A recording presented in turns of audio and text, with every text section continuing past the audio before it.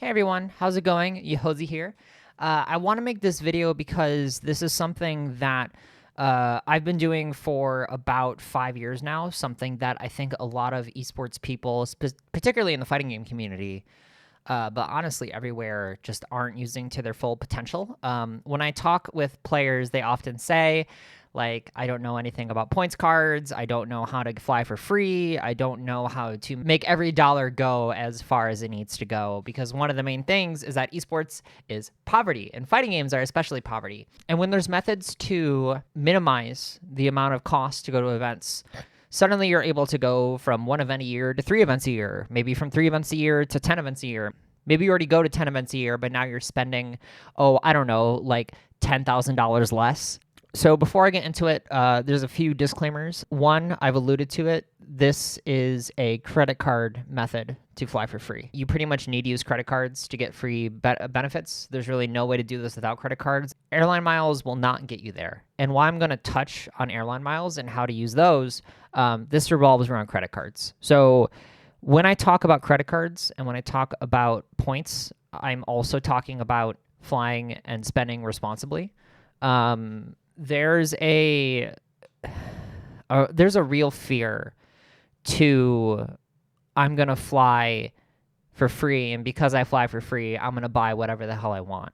Regardless of what your income is, regardless of how much you want to have on your card, all of these methods that I talk about are cash neutral, meaning that you don't need to spend additional money to get these points. This will come naturally as you buy.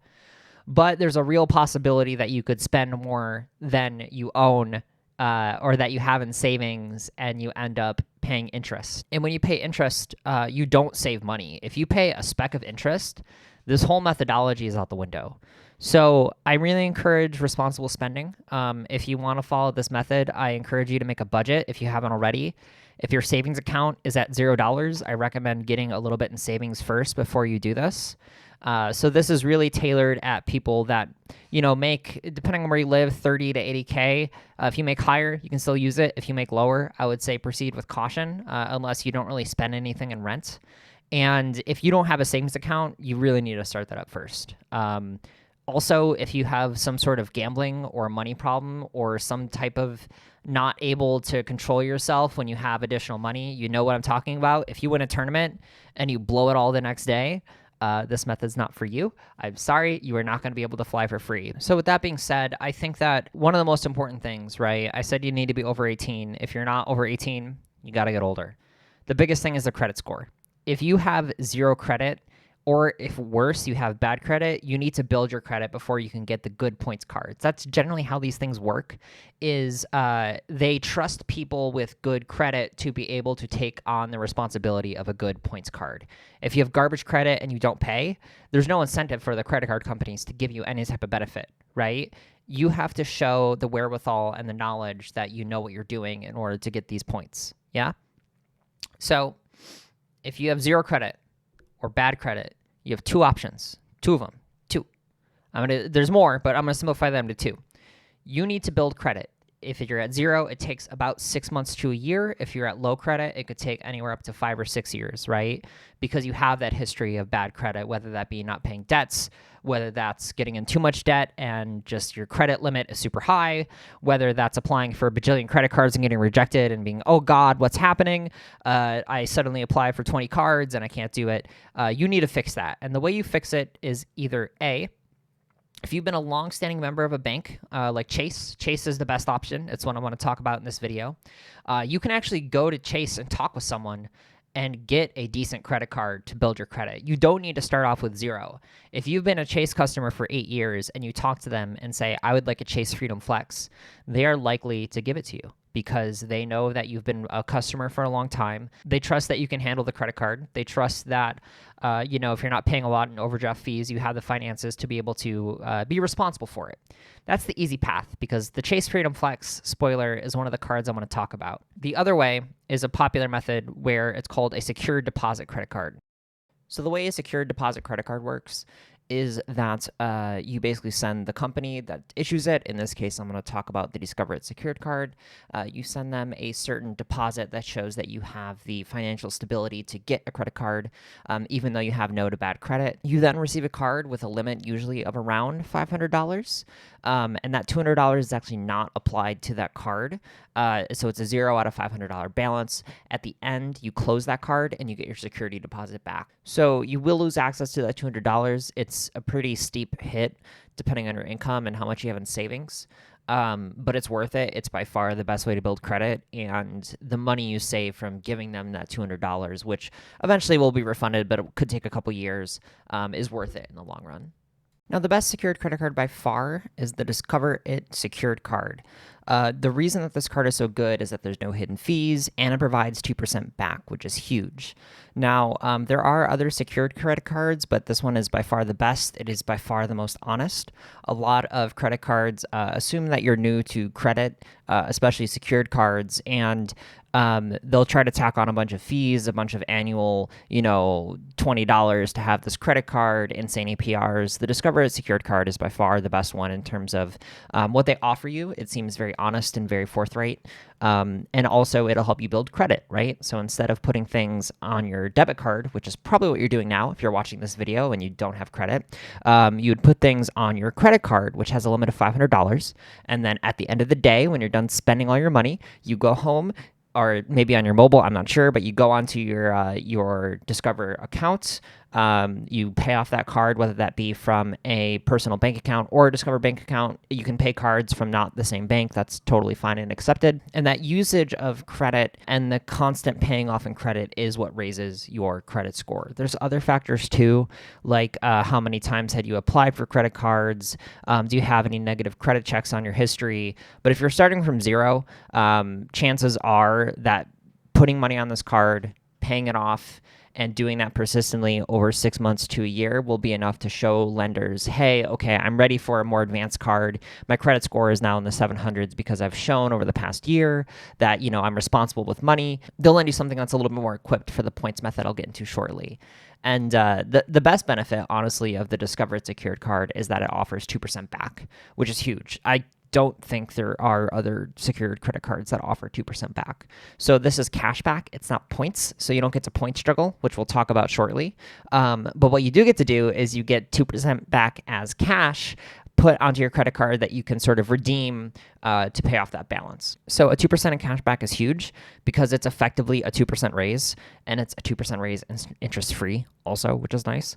So that 2% raise matters a lot. That is effectively just straight up 2% into your account as a reward for using this card, as a reward for putting down the $200. So, depending on what you spend, that $200 you put in the secured credit card, not only will you get it back when you close the card, you'll also be able to pay off that $200 by effect just by using the card every day, paying it off, not paying any interest whatsoever. Again, if you pay interest, this whole thing goes out the window. Please pay off your card if you're going to use it. It's a $500 limit, so it's kind of hard to go wild with this card, but pay it off, you get that 2%, you're good to go. Let's say you're in a position, right, where you've used that card for 6 to 9 to 12 months. Let's say you're in a position where your credit score is already really good. Let's say it's 700, right? Let's say it's 750. Let's say it's 800. You actually have the option to get what I call the points Triforce, right? Let's be nerdy about it. It's the points Triforce, and it's through Chase. These credit cards will allow you to fly for free. I guarantee it if your income is even halfway decent, right? And it's using 3 primary cards, which I'll go over one by one. Now, you might say, Don, I don't understand. Why 3? What's the point of having 3 credit cards? Well, the reason why Chase is so good for this method and why I use Chase for all my credit cards when it comes to points is you're able to combine points, right? So imagine you're playing a fighting game, right? And you're stocking meter. Wouldn't you want to spend your meter in the best way possible? Wouldn't you want to take the most efficient ways to gain meter at any time? Well, that's why there's 3 credit cards. One gives a static 1.5% back. Yes, it is lower than the Discover, but trust me on this. It gives 1.5% back as points, which is different than cash back. Points you're able to redeem as cash.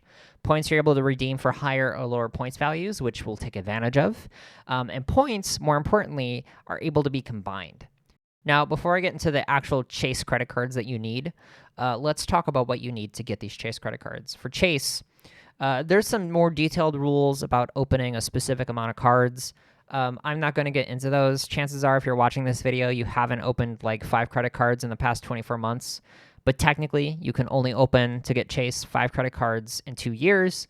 If that is you, then I'm surprised you didn't get these cards to begin with, because if you're opening that many, you probably know, or you have a problem and you need to talk to someone, and this video is not for you anyways. So we'll just ignore that rule and instead go into the credit score. So your credit score needs to be above 690. Now, if you don't know how to check your credit score, there's the 3 main credit unions. There's Equifax, Trans something, and Trans something. Don't worry about those. Don't go on those websites. You don't need to know those. Screw them. They're useless for you. Nonsense. Bleh. Instead, go to your bank, right? I hope you have a bank account, by the way. Please have a bank account. Go to your bank. Chances are somewhere on your bank, you have a credit score inspector.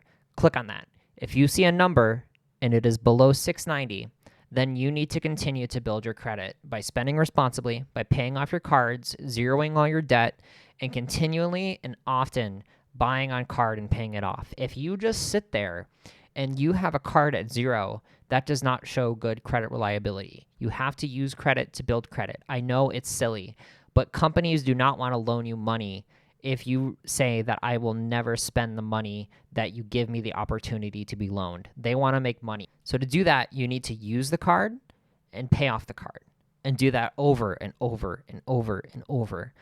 What you pay towards rent, almost irrelevant unless you choose to report it. What you pay towards utilities, unless it goes to collections, it doesn't really matter as far as I'm aware, right? The main thing is credit, buying a house, buying a car, using a credit card, student loans. Those are the things that matter. Yes, I know student loans are on pause. It will not impact your credit score while they're on pause. But if you haven't been paying student loans, chances are there's something weird with your credit. Yes? So make sure you're at 690. And if you don't see a number, you got to start with the Discover It secured card. You have no choice. You have no credit. You have to do that first. Yes? So without further ado, let's get into the Chase credit cards and talk through the benefits of each one and why you want all 3. So the Chase Freedom Unlimited is a pretty damn good card. You earn 1.5% back on everything. It's lower than the Discover It secured card, but again, you get this as points, not cash, right? So cash is way different than points. Cash you can only spend on paying off the card. I believe you technically redeem it to eliminate the debt. It's not the same as cash, but you know what I mean. You basically pay off the card with it. Points is super beneficial because points can have a higher or lower value. Generally, you can redeem them dollar for point, so the 1.5% points converts into 1.5% back. But there's a lot of other benefits as well, right?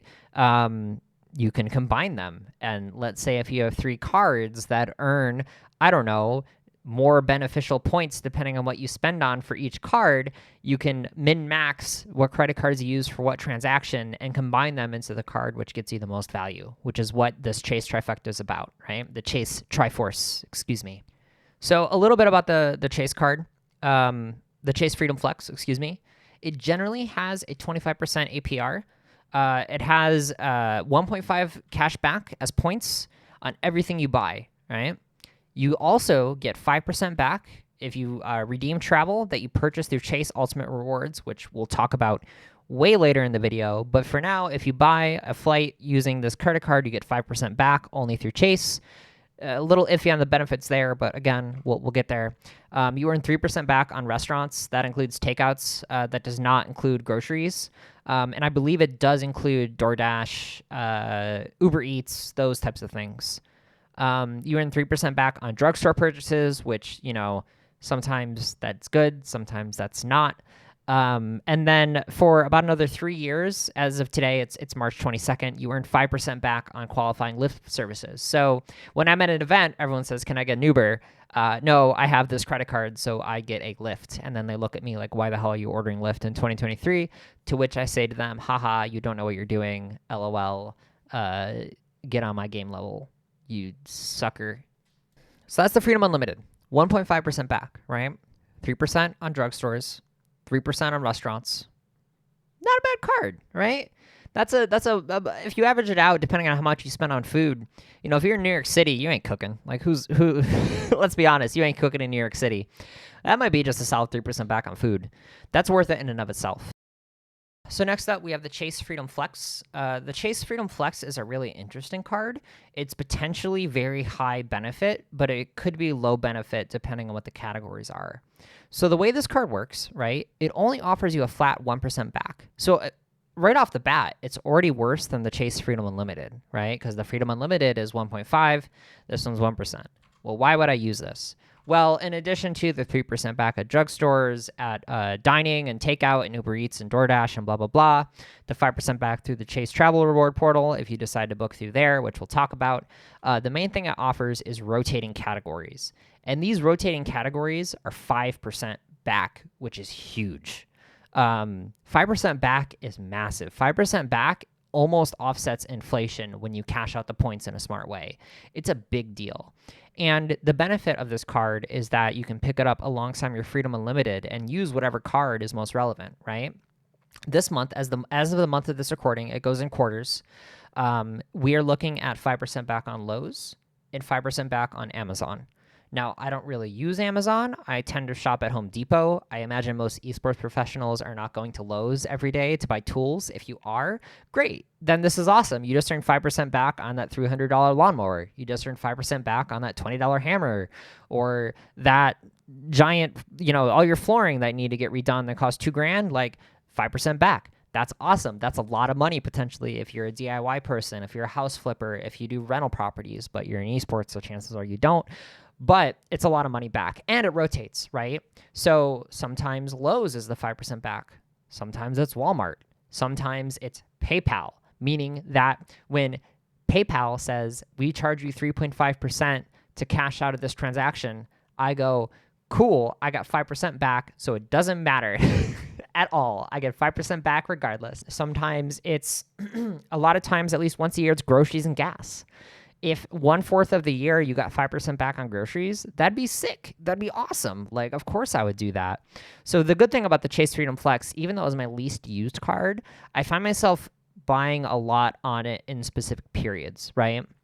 When wholesalers are on the 5% back, I go to Costco and I stock up on toilet paper, paper towels, tissues, garbage bags, all these things that I need throughout the year. I buy in bulk because I get 5% back and I'm going to have to buy that shit anyways. So of course I'll do it, right? That's kind of what the purpose of this card is occasionally you get 5% back on something that you really need. And you can time your purchases once you know what those benefits are and those rotating categories are to get whatever it is you need. So I wouldn't say that the Chase Freedom Flex is required for this method. But there's no real downside. There's no annual fee. The APR is the same as the Chase Freedom Flex Unlimited. So if you have the option to get a second credit card, I would choose the next one first. But in terms of low entry credit cards, the Chase Freedom Flex is really useful. And it's something that I definitely have in my wallet and I spend on. I generally pull it out 10 times a year for big purchases at these big events. But in the end, it gets me like $80, right? Like $80 in points is pretty good. I'll take $80. The final card I'll talk about, and it's really what glues this whole Triforce together, is the Chase Sapphire Preferred. Now, there's two types of Sapphire cards for Chase. One is the Chase Sapphire Preferred. One is the Chase Sapphire Reserved. I'm not going to talk about the Chase Sapphire Reserved because these cards have an annual fee. I'm telling you to spend money. Don't worry, it's worth it. The annual fee for the Chase Sapphire Preferred is $95. Now, $95 is not a small amount of money. Do you want to know what it is for the Chase Sapphire Reserved? It's $550. We're in esports. We don't have $550 to give to a credit card company every year, unless you're rich, and in which case, screw it. If you fly all the time, maybe it's worth it. You get some access to some lounges and some other benefits that help outweigh the cost. But honestly, I don't think it's even worth talking about. The Chase Sapphire Preferred is where you want to put your money and where you want to put your annual fee. Because the idea of Chase, right, is you buy most things on your Chase Freedom Unlimited and your Chase Freedom Flex. You take those points and you combine them into the Chase Sapphire Preferred. Because the Chase Sapphire Preferred gives you 125% additional point value when you spend it on flights. And now the whole system makes sense, right? That's why you're not going for the 2% discover it's secured. Your idea is you juggle all these points values and you shove them on your Chase Sapphire Preferred. And when you juggle them and put them on that card, you get additional value when you redeem the flights. Yeah? Makes sense? Cool. Let's go over the benefits of this card. So as I mentioned, it does have a $95 annual fee. It does have a huge sign-on bonus, which we'll talk about briefly. You get $50 when you have this card for hotel stays. So you have to book it, and it has to be booked through Chase Ultimate Rewards. But if you do, you get $50 credit once per year. So that $95 fee is effectively $45. Realistically, I would say it more saves you like $25 to $30 for a few reasons. Number one, the Chase travel redemption portal for hotels is not nearly as nice. You can't search for deals as easily. You especially can't search for locations near venues. And a lot of times as esports players, we have, if you're able to get the hotel room, at least, you get a special room code, right? That gets you 10% off a hotel room or whatever. You also need to be the one to purchase it. You can't just give a homie like $100 and say, I was one of the 6 people that stayed in your room for 5 nights. Here's $100. We're square. Let's move on with our life, right? But it's there. It's useful. Maybe you want a hotel room to yourself that's like a 15-minute ride away from the venue and you lift there, which you get 5% back on, right? In that case, the $50 is $50. And the difference between booking, using the room code, if you can get like a special event promo, that's great. If there is no event promo, maybe it's slightly cheaper on their website than these booking sites. But in general, I use it once a year. Chances are at one point I'm going to find a deal on Chase Travel Redemption Portal that makes that $50 worth it. So immediately we're down to, let's say, a $60 annual fee. In addition to that, you get some additional points benefits. They're not as dramatic as you would think, considering you're paying $95. You get 5x total points on travel purchase through Chase Ultimate Rewards, the same as you would any other card. So they're all pretty much the same there. You earn 2 times points on other travel purchases. So say that you need to buy a flight and you don't have the points for it for whatever reason. Maybe they're all at one point in the year. Maybe you just got the card. Maybe you don't earn enough to fly for free forever. If you buy a flight offside of Chase Ultimate Rewards, you get 2x points. So immediately better than the other 2 cards there. You earn 3x points on dining, which is nice.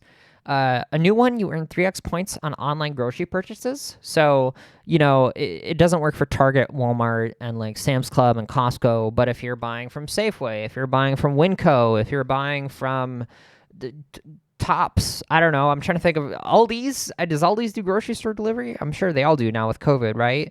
But you earn 3x back. Now, I hate doing online grocery shopping. I despise it. But if you don't own a car, it's pretty good. You get 3% back. That's not bad.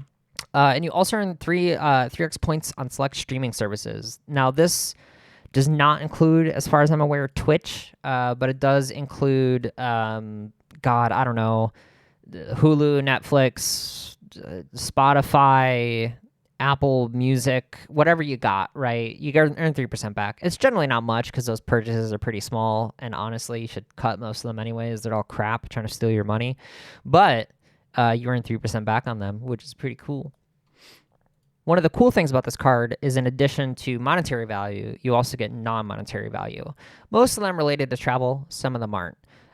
So firstly, there is a concierge you can talk to help you book flights, which sounds super useless. But if you've ever been in a situation where you need to talk to someone at an airline and you can't, which happens quite often, especially in this age where didn't all American airline flights or someone's flights get canceled? They were United or something. I don't know. But you can talk to a travel agent and they'll fix it for you. You can just say, I need to get to this event by this date. You're not going to get it through the online portal, but if your flight's delayed, they can kind of work something out with you.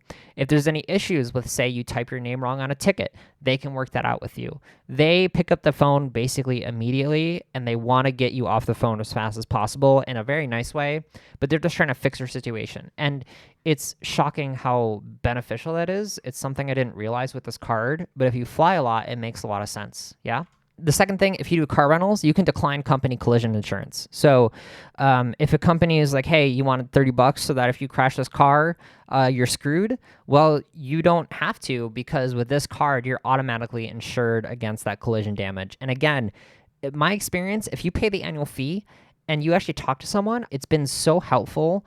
and I expect it to be reimbursed no problem whatsoever. So super useful benefit if you rent a lot of cars. I don't drive because I'm a coward, but if you run a lot of cars, it's worth it, right? You get baggage delay insurance. So if your bag is lost, you get $100 a day, up to 6 days, to actually get things like toothpaste and food and clothes and whatever you need. I've used this benefit before. I talked and I expected to give a whole spiel. Nope, my baggage was delayed. Cool, here's $100. It's on your account. See ya. Bye. Super easy. Awesome. Sick. I lose my bags like once every 2 or 3 years. The fact that I'm insured against that now and I don't need to like spend my own money and go like, where the hell can I get clothes that I'm actually going to wear after this? And where am I going to put it? Because I only have one bag that was packed to the brim that TSA lost. It's all covered. Also, they have trip delay reimbursement. If your flight's delayed more than 12 hours, they'll cover your food and lodging for up to $500. That's awesome. There's a lot of times where due to storms, you're out of money, you're out of your element, you're stranded in Denver or Houston or God forbid like Utah or something, and you're like, man, I've now I got to pay for this hotel. Well, this credit card will cover it. When I went to Frosty Faustings 2018, I caught what I believe was COVID, and I had to stay in a hotel for, I don't know, like 8 days, like just recovering and drinking as much water as possible. If I had this card then, which I didn't, I would have been, and that, by the way, that is actually what prompted me to get this card, right? Was the fact that I was stranded in Chicago for 8 days and I needed water in order to survive. And I was just like, great, I'll pay whatever the hotel is. That would ended up being like $1,000. And the last thing is they also have emergency assistance.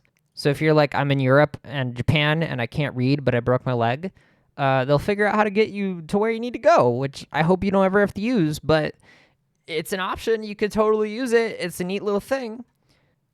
So yeah, there's all these really cool non-monetary benefits that are sort of premium offerings to pay for that $95 annual fee, and it makes it worth it. If you're ever delayed, if you ever lose your baggage once a year, it pays for itself. Honestly, the peace of mind pays for it in a way that the monetary value can't even quantify, right? The idea that you could lose your bag and still be okay. You don't have your fight stick, but like you have $100 to eat.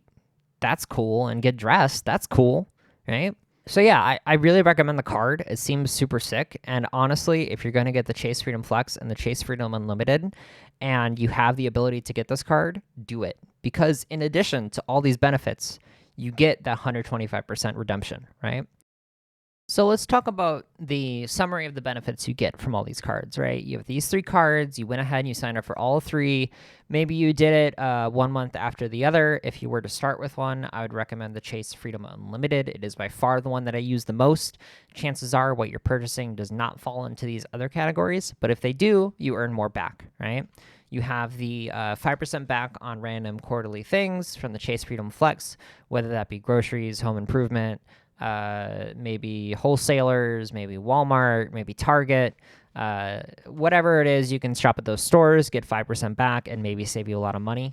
You have 5% back on Lyft. You have 2% back on travel in general. That is a very broad category. You have 5% back on travel that you purchase through the Chase Ultimate Rewards, which I'll talk about in a bit. You get 3% back on online groceries, you get 3% back on drugstore purchases, and you get 3% back on streaming services. In addition, anytime you order food, get it delivered through delivery service, you do takeout, or you actually sit at a dining room, and I believe your tips included, you get 3% back on that dining, which is big, and then you get 1.5% back on everything else through the Chase Freedom Unlimited. If you add these together, I have a spreadsheet. I'm not going to go over it here. I did the math. If you make $30K a year and you spend, I don't know, like $10,000 a year on housing, that assumes that you're, paying $800 a month to be in a room with someone. Like, we're not talking about, I'm not silly. I know that rent is expensive right now and inflation's crazy. So that's a pretty conservative estimate. But if you spend $10K in housing, you're looking at redeeming about $800 a year in points, which is huge, right? Because you not only get to put it on these categories and rotate cards and have a little notebook that, has, dining is this, groceries is this, drugstores is this, streaming services is this, and you arrange your cards properly, but also when you redeem them through the Chase Sapphire, it increases that point by another 25% because you have the 125% back on anything you redeem through the Chase travel portal, right? It's a big deal. It's super cool. It's a lot of money.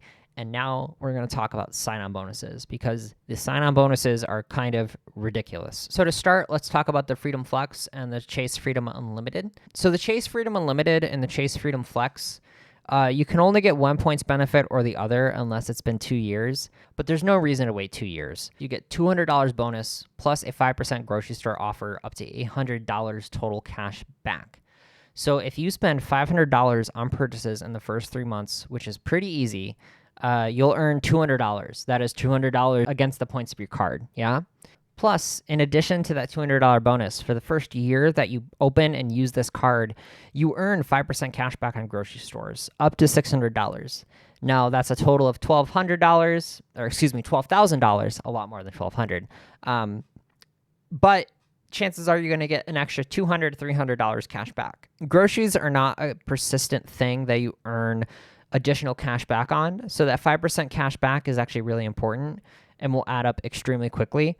In general, you're probably going to get about $300 cash back from that, which is pretty good.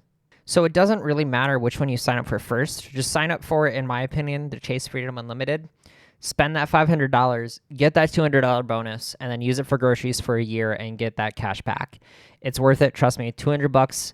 It's literally just a free $200. If you don't pay any interest on the card, you just made $200. There's nothing about it that is a secret. Nothing about it that is like going to set you back. There's no like tricks. That's it. It's just $200. Like you should just do it. It is literally just $200. That could be a cheap flight, right? I live in Seattle. That's a flight to NorCal. You know what I mean? That's a flight to SoCal even. That's already covered. I'm good. Just because you sign up for the card, you get that $200 as long as you spend $500 on purchases in the first 3 months. But the big one, the Chase Sapphire Preferred, you can earn 60,000 bonus points after you spend $4,000 on purchases in the first 3 months. To put it in perspective, 60,000 points is $600. That will pay for the annual fee if you take off the hotel charge for like 12 years. If you don't take off the hotel charge, it's 6 years. Even if, like, I might be dead in 6 years. I don't know. Like, 60,000 bonus points is really good. And you also get an additional 125% when you redeem. So it totals to like almost $800 in actual travel reward. If you open this card, spend $4,000 in the first 3 months, you legit can fly for like 3 events for free. Now, $4,000 is not a small amount of money. My recommendation, if I were to go through, hey, here's what I would do to get these cards, and here's the order I would do them in. I would get your Chase Freedom Unlimited first. Get the sign-on bonus. Spend that $500. Wait until you have a big purchase available, right? Maybe that's you're getting a new computer because you're an esport gamer and you need it. Maybe you are getting a new roof on your house, like me, and it costs $10,000, and there you go. Maybe you need a new lawnmower. Maybe you need a car. Maybe, well, you can't buy a car with a credit card. Maybe you need, I don't know, new streaming equipment. Maybe you need, I don't know, whatever. Maybe, I don't know what you need. But wait until you have a big purchase. Get the Chase Sapphire Preferred. Put the purchase on the card. Pay off the card immediately. You're good to go, right? It's a lot to ask to say, hey, have $4,000 laying around. That's a lot of money, but it's over the first 3 months, right? Maybe it's a $2,000 purchase and you buy 2 flights because you haven't accrued the bonus points yet. There you go. You just hit $4,000. Pay off that $4,000 as soon as you can. Ideally, the exact same month you purchase it because you don't want to pay interest. And suddenly you earn that 60,000 bonus points, which is $750 towards travel. Immediately with the sign-on bonuses, ignoring the grocery cash back and the other persistent cash backs, you earned a total of $1,000 just by signing up for these cards. And that could be enough to fly for the whole year, depending on where you live and how much you travel, right? Now, the sign-on bonuses, I want to be clear, they're not really a trap. You have to spend the money, though, to make it. So please spend responsibly. don't go out and buy like 5 computers or like 10 PlayStation 5s to scalp on Craigslist or whatever the hell you might be thinking. Don't do that. Don't buy a bunch of League of Legends skins. Don't buy like 20 copies of DNF Duel because I know you want to. Like, don't do that stuff. It's not worth it. Just wait until you have a big purchase, get the card, and pay it off. So when you apply for any of these cards, whether it be the Discover, whether it be the Chase, it's a pretty simple process. Basically how it works is you go to the website. I'll have the links in the descriptions, which include my referral links and also my not referral links for the cards that I don't have, mainly the Discover Secured card because I've had credit for a while. I don't have that card anymore. The way it works is you go to the website, you do what's called a soft credit check to see if you're eligible. Now, a soft credit check doesn't impact your credit. A hard credit check does, but what it does is basically confirms with like 99% certainty that you're able to get this card, right? So they do a soft credit check. They say yes or no, you're able to get the card or you're not.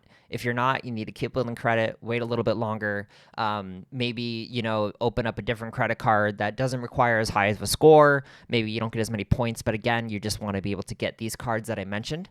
It goes through the soft credit check. You're good to go. You put in all your information, your name, your last name, your social, all that fun stuff. And then after you do that, they run a hard credit check, which 100% confirms if you're eligible or not for the card, usually on the same day. Sometimes they send a letter like 7 days after. If for whatever reason you're not eligible, they send a letter stating why. And you can always kind of double check that with your credit score, which goes into detail on like, oh, your credit score is bad because you missed a payment 6 years ago and it hasn't been erased off your credit.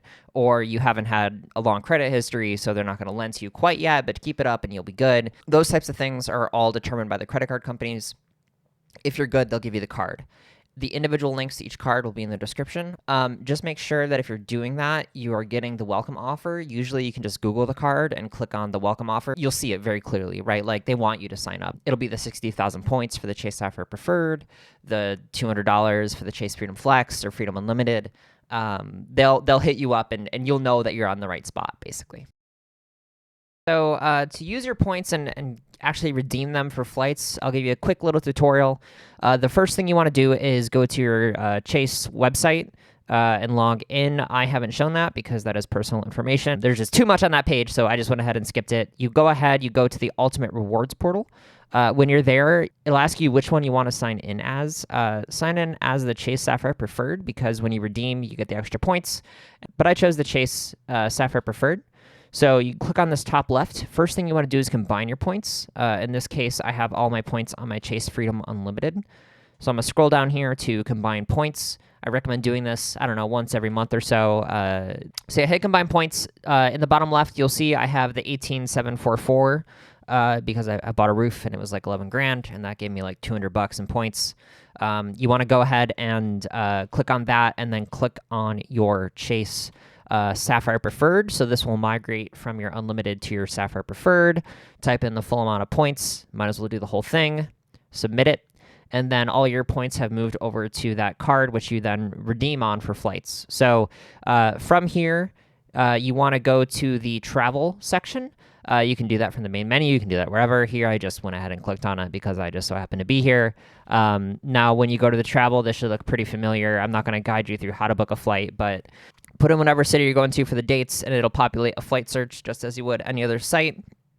From here, go ahead and select your flights. Just kind of rush through it here to go to the checkout page. But the checkout page in particular, you'll see that there is a section for how many points you'd like to redeem.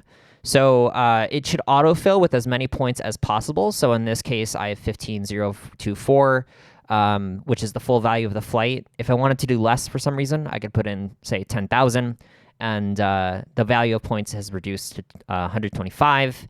I could, again, put in the actual points to redeem it in full, and we are at a $0 balance due. And the other neat thing, too, that I'll talk about very briefly, because when people say, oh, yeah, I do points, people go to, oh, yeah, you're doing miles. Miles and points are not the same thing.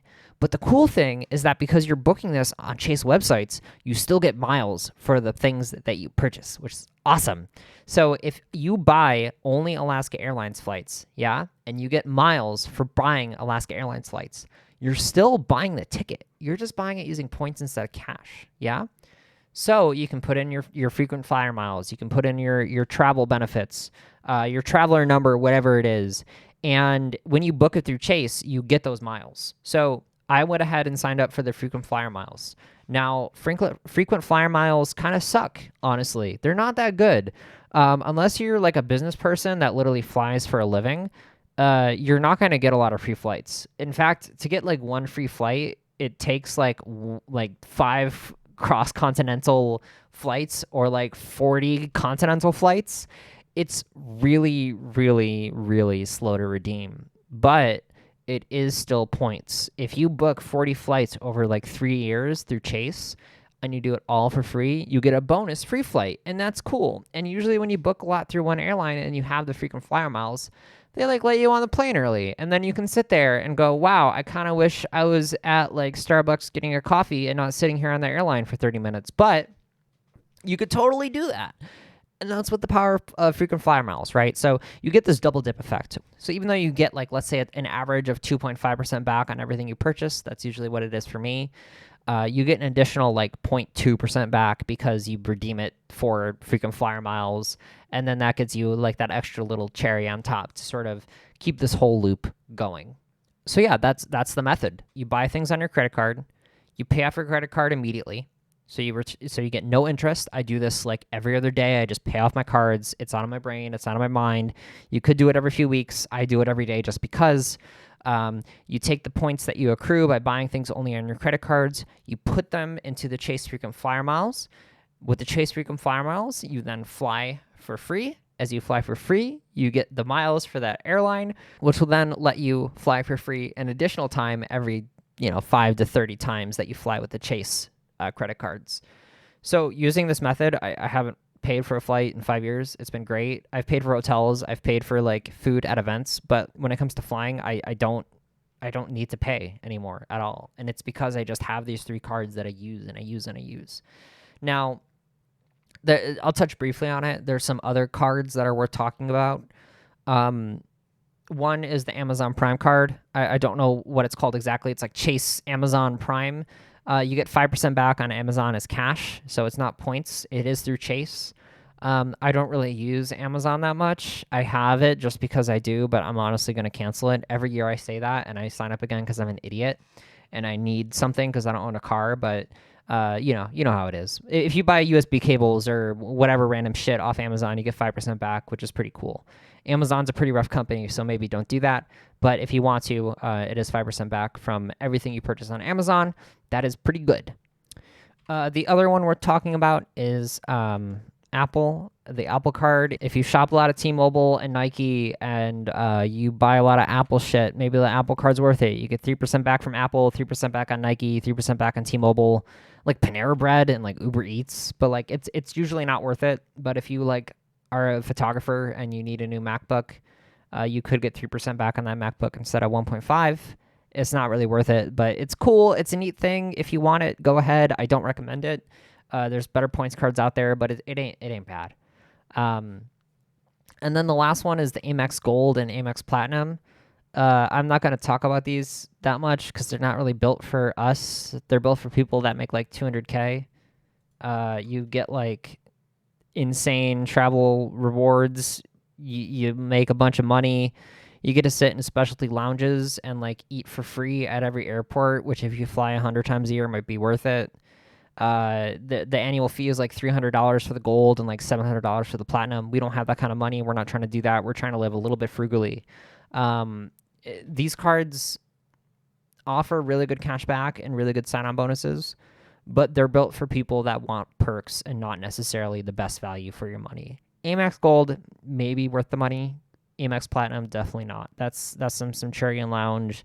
I want my foot rubbed while I sit at the airport type shit. We're not living that life. We're esports. Yeah. So yeah, thank you for watching. If this video was helpful for you, I would really appreciate a like and a subscribe.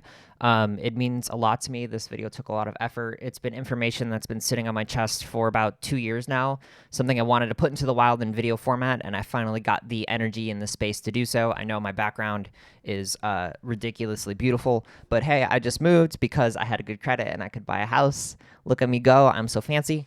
If you have any questions, you can ask them down below. This video is not meant to be all-encompassing of every question around credit, period, right? There's a lot of things that I skipped over, like airline miles I didn't go into extreme detail on. People that are familiar with this method, some might be like severe points people and be like, well, if you transfer your points to an airline, which you can do, then you get, 1.1 times points, which is better than this and that and this. I didn't go into that because that's complicated, right? And we're esports and we're trying to focus on playing the games, not exactly 100% maximizing all of our points. There's also some credit cards. I didn't touch on the Chase Business Inc. card.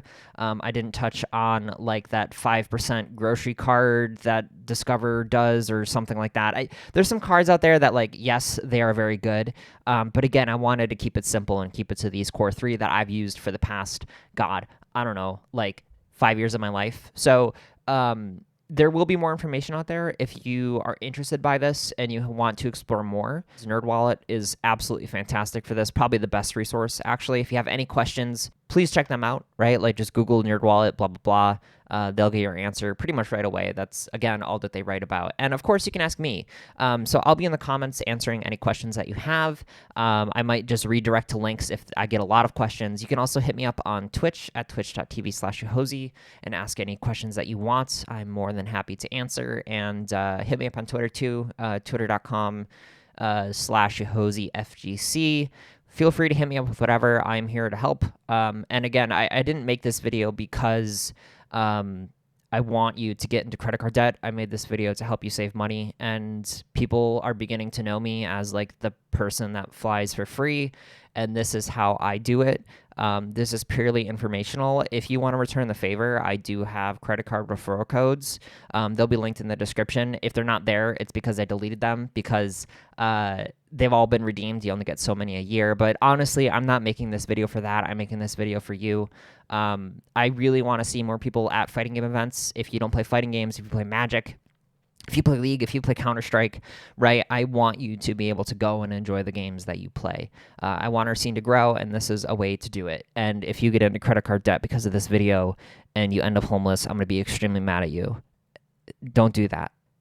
So that's all I have to say. Thank you very much. I hope you enjoy min-maxing your points, flying for free, going to esports events, and in general, just having a better time with life. So thank you very much. If you want to see more guides like this, let me know. I'd love to make some. I'm old now, and these are the types of videos that I actually really enjoy making.